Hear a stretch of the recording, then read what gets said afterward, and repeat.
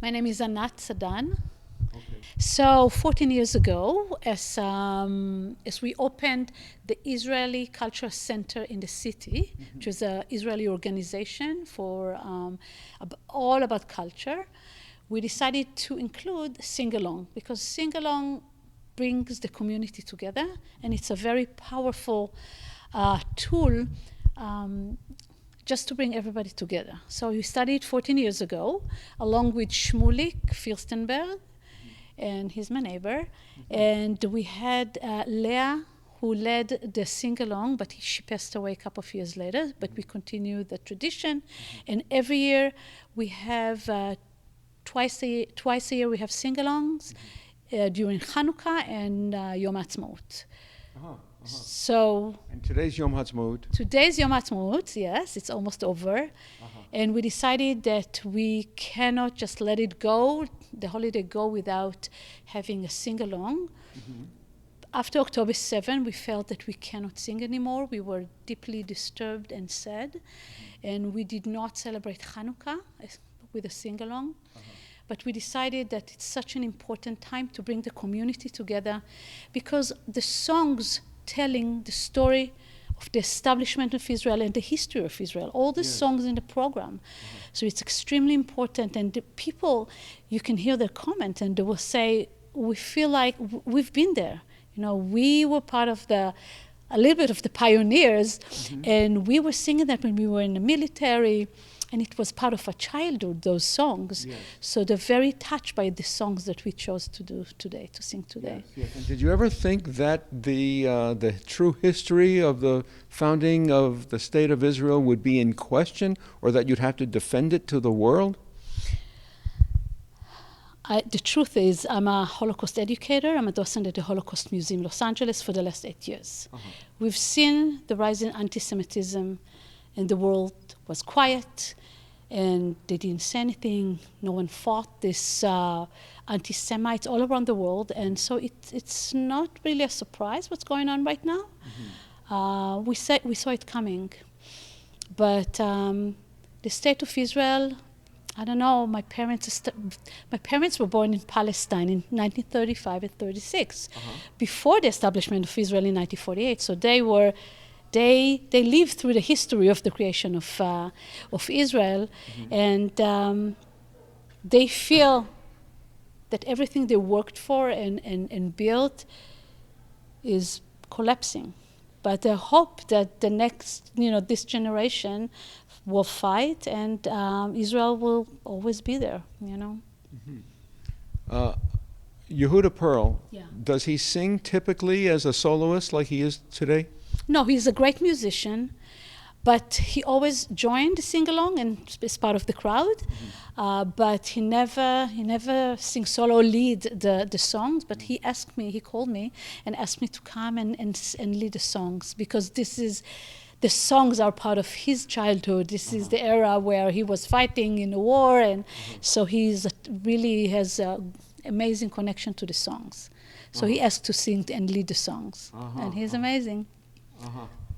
Has he taken on some special iconic role, do you think, in Jewish American culture today?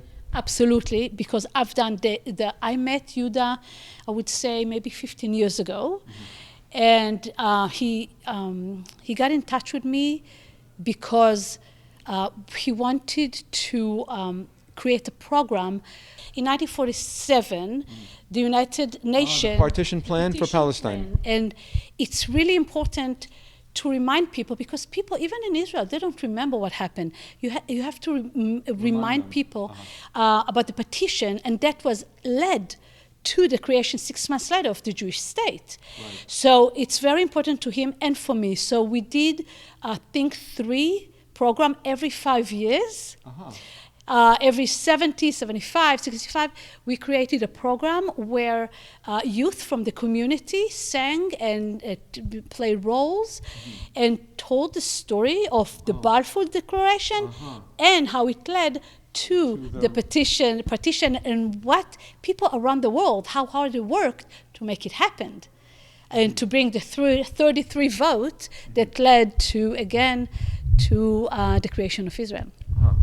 Who cast those votes? I mean, what entity, what organization? The vote? Yeah, the forum for it was the League of Nations? No, it was the United Nations. In 1947. In 1947. But it was the representative from the US and from Israel. They were chasing after different ambassadors from different countries. And the stories around that is just unbelievable how they were able to bring someone that was in the restroom and say, come out, you have to vote. And you promised to vote yes. So the whole process was so stressful, and we weren't sure that it's going to happen. But it happened, and we got a 33 vote. Yeah. So a lot of people were very hard to make it happen. Yes. What do you think about this administration now saying that, well, if Israel goes too harsh in Gaza, they're not going to stop this new movement of the European Union to start ratifying a Palestinian state in Yesha? I think at that point, the government should stop and get back the hostages. The most important thing right now is to get the hostages. There's nothing more important than that. Even if there's only 30 of them left? Doesn't matter. Doesn't matter. We have to bring every person back to Israel, dead or alive. They have to come back. And I think going to Rafah, I understand the reason behind it, but at that point, it really doesn't matter. Civilians were taking hostages, women being raped, and not just women. We don't know what the situation. A lot of people, we know that a lot of the hostages are not alive anymore. We have to bring them back. This doesn't matter. The war right now, it really doesn't matter. No. But what about the idea that the nations, some of the nations who voted to ratify Israel, to recognize Israel, might now recognize Palestine as a state? It might happen, and the problem you just cannot stop it. You cannot stop it. They're too loud.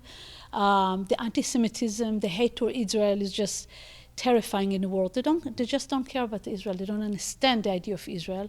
I don't think you can stop it, unfortunately.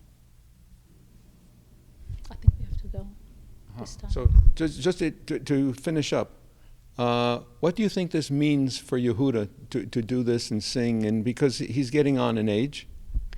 I think it's just closing the circle, where he started. We're just coming back through the songs. He's coming back to his country that he loves, and just a full circle of life. It's like a circle of life, and I think that's very important for Yehuda. He made a sacrifice, a personal sacrifice. He and Ruth, they sacrificed their son. But there are also other people in attendance here who may have sacrificed, not willingly, but whose children have been... We all served in the military. We all fought. We all protected Israel, and it will continue to be this way. But a lot of the people here, they all served in the army. Yeah.